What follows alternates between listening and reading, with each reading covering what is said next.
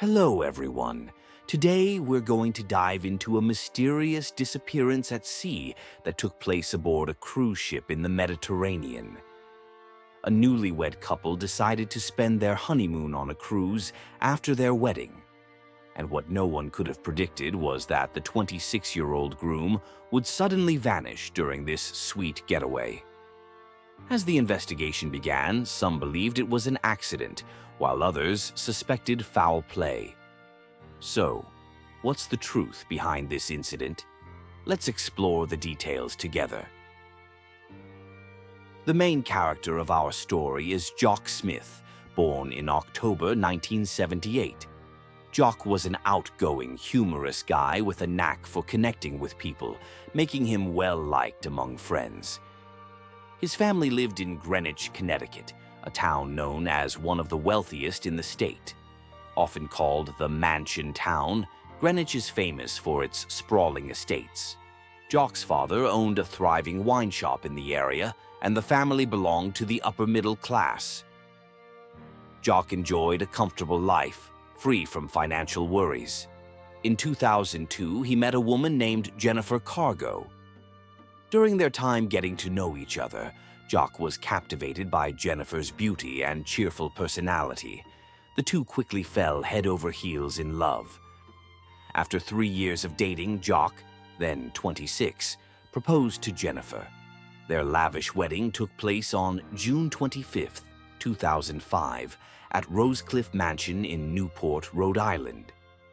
At this wedding of the century, the couple glowed with happiness, surrounded by friends and family, offering their warmest blessings. After the wedding, Jock planned to take over his father's wine shop, while Jennifer was earning her master's degree in education from Roger Williams University. Both were brimming with hope for a bright future. To celebrate their marriage's happy milestone, they decided to honeymoon on a cruise ship. They were soon drawn to Royal Caribbean International, a cruise line founded in 1968 and one of the world's largest operators. Targeting the vast U.S. market, the company moved its headquarters to Miami. Royal Caribbean offers a range of ships with varying levels of luxury, each boasting high quality and unique features. The newlyweds chose the Radiance of the Seas. Launched in 2001, this ship is 292 meters long, 39.8 meters wide with 13 decks, a gross tonnage of 90,090, and a top speed of 25 knots. Built at a cost of $350 million, it can carry over 2,000 passengers and 800 crew members. The ship is packed with entertainment options like a mini golf course, climbing wall, casino, dance floor, and swimming pools, resembling a floating city. It also features a stunning 9-story central atrium surrounded by glass, with outward-facing elevators and public areas offering breathtaking ocean views.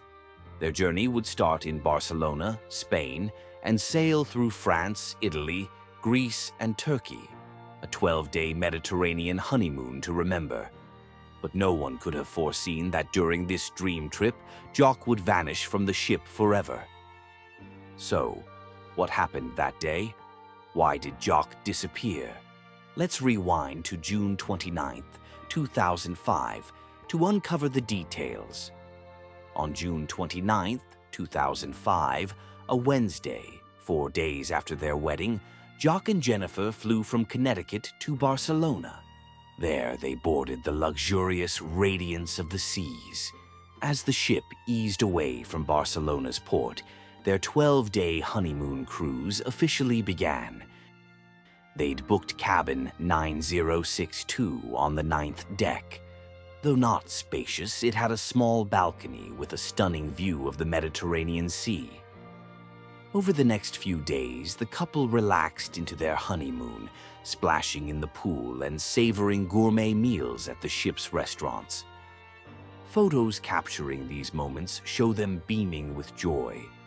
Like many young travelers, they loved the ship's bar and casino, visiting almost daily to pass the time.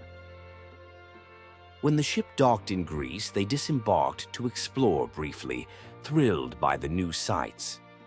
At night, they'd return to the bar for drinks and hit the casino. During their time on board, they befriended another newlywed couple, Paul and Galinda, who'd also married in June 2005. The two couples hit it off, often joining each other for ship activities. By July 4th, their 6th day on board, after dinner, Jock, Jennifer, Paul, and Galinda headed to the casino. They shared a table, sipping a strong liquor called Rue Op Don. This drink wasn't allowed on board, though it's unclear how it got there. At the casino, Jock met 4 other Americans he'd befriended on the ship: Josh Atkins, Rusty Coleman, Jack Rosenberg, and Greg Rosenberg. After some gambling, Paul and Galinda said goodbye to Jock and Jennifer. Jock played generously, pulling out more cash even after losses. Wearing an expensive Patek Philippe watch, his tablemates assumed he was wealthy. Casino cameras caught Jock withdrawing money while Jennifer stayed at the table. When the casino closed at 2:30 a.m., they moved to the rooftop disco. By 3:25 a.m., Jennifer, feeling tipsy, wanted to rest. The walk from the disco to their cabin took less than 5 minutes, so she left alone, leaving Jock to party with friends. Then something unexpected happened. On July 5th, the 7th day since departure, at 7:30 a.m. as dawn broke, a 16-year-old passenger named Emily stepped onto her cabin balcony to snap sunrise photos. Suddenly, she spotted a streak of blood sliding down the upturned hull of a lifeboat along the ship's side. Panicked, she immediately alerted security.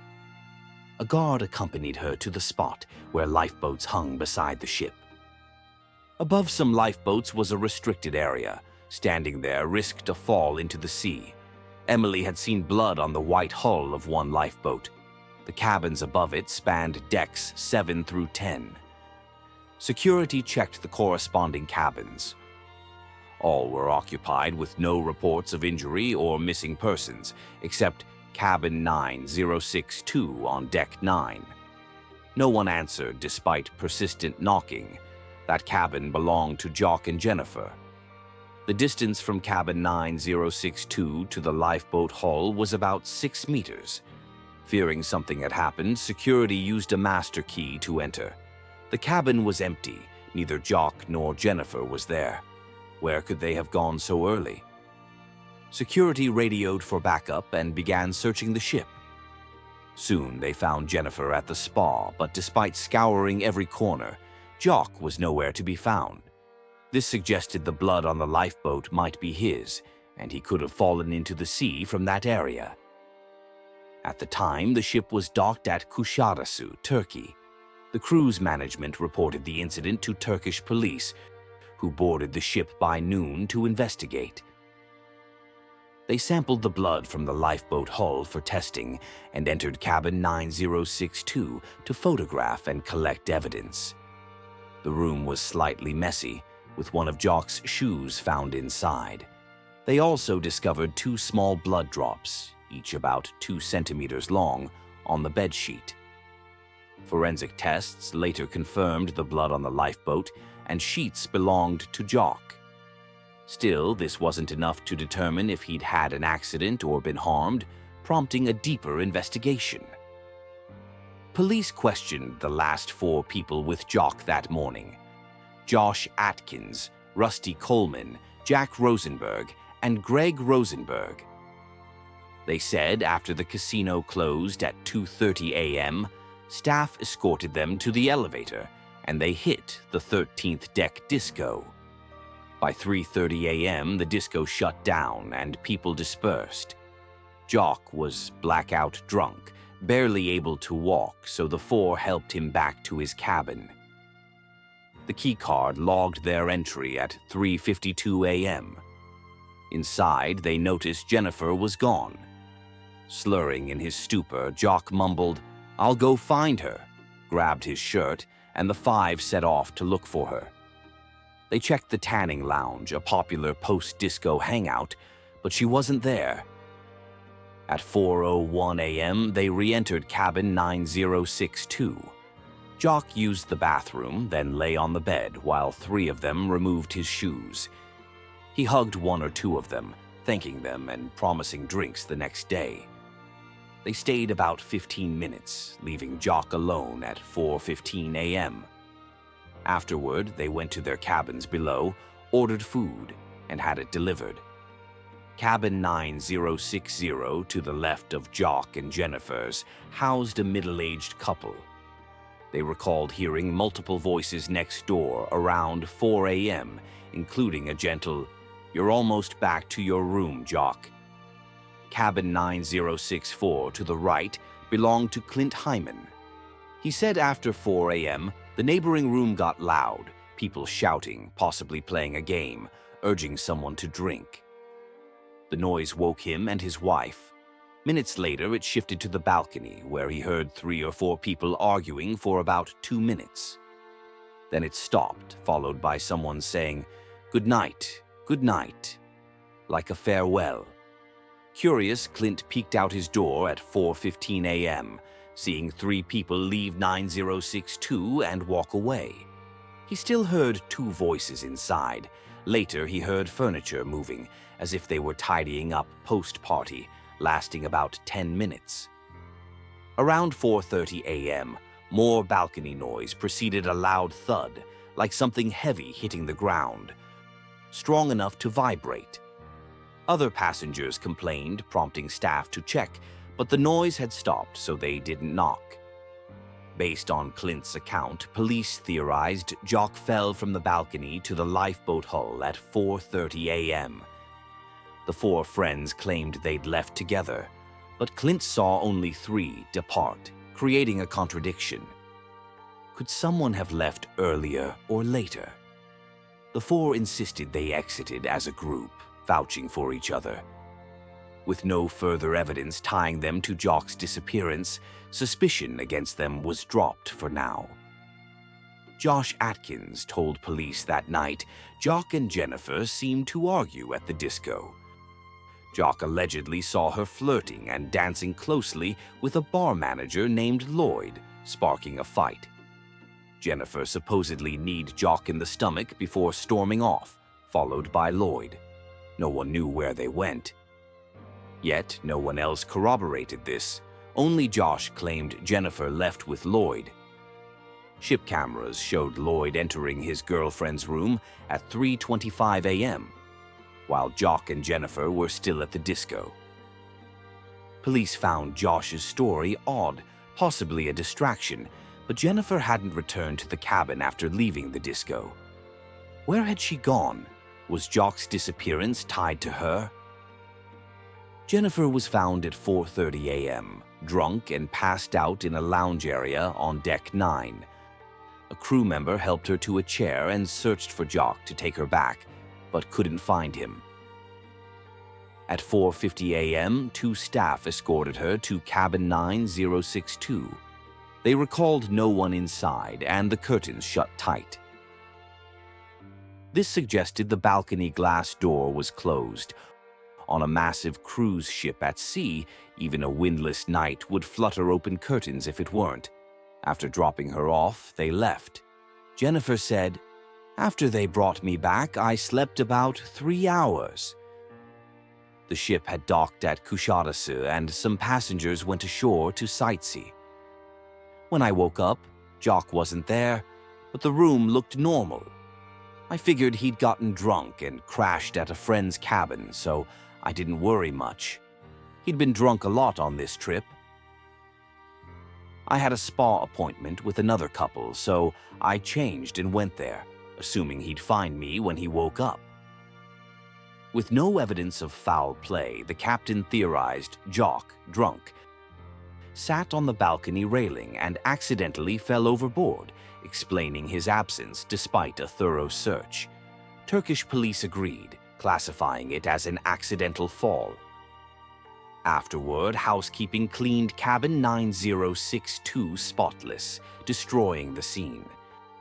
They claimed Turkish authorities approved this. Jennifer disembarked with police to assist the investigation while the ship continued its route. She was devastated by Jock's disappearance, but quickly accepted the police and cruise line's conclusion that he'd drunkenly fallen overboard. She stayed in Turkey just one day before flying back to the US, stunning Jock's family. His parents questioned why she didn't stay to search longer, finding her swift return suspicious. They doubted Josh's claim of her vanishing with Lloyd for hours and rejected the accident theory, pointing to the blood on the sheets and Clint's report of arguing. The friends' accounts clashed with Clint's, fueling their belief something sinister occurred. On July 29, 2005, 24 days after the incident, the FBI took over. Though it happened abroad, Jock was American, and evidence suggested more than an accident, prompting their involvement.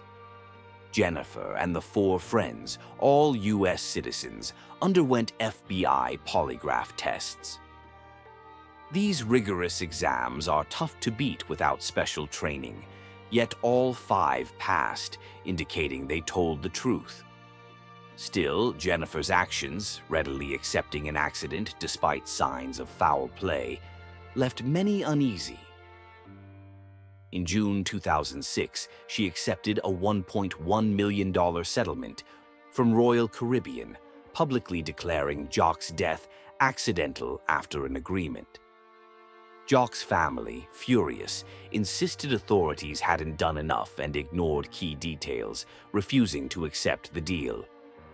Convinced he'd been murdered, they offered a $100,000 reward for leads and hired Dr. Lee Sue Ngok, a renowned Connecticut forensic expert, to investigate. Dr. Lee found the case suspicious and joined the effort. His team contacted Royal Caribbean and, with permission, boarded the Radiance of the Seas to examine cabin 9062. He proposed a simulation using a dummy matching Jock's weight to recreate the fall, but the cruise line rejected it, citing potential PR damage. The thorough cleaning post-incident had erased the scene, leaving Dr. Lee unable to find new clues despite his visit. TV interviews later pressed Jennifer on the case's oddities, but she stuck to the accident narrative. Jock's family, powerless but defiant, remained dissatisfied. By October 2009, 4 years later, Jennifer started anew, marrying a financial advisor and having 2 daughters. Jock's disappearance raised safety concerns about cruises, leading to the 2013 U.S. Cruise Passenger Protection Act, enhancing passenger rights and transparency in onboard incidents. Jock's family vowed never to stop investigating, believing the truth would emerge someday. Yet, as of now, the case remains unsolved. The 4 friends, once suspects, were wiretapped for 6 months without incriminating evidence. In 2019, one, now imprisoned, hinted Jock was murdered to silence him, but police lacked proof. Was Jock's fall accidental, or did someone harm him? The truth may lie buried with him beneath the sea. What do you think? Share your thoughts below. That's it for today's video. See you next time. Bye.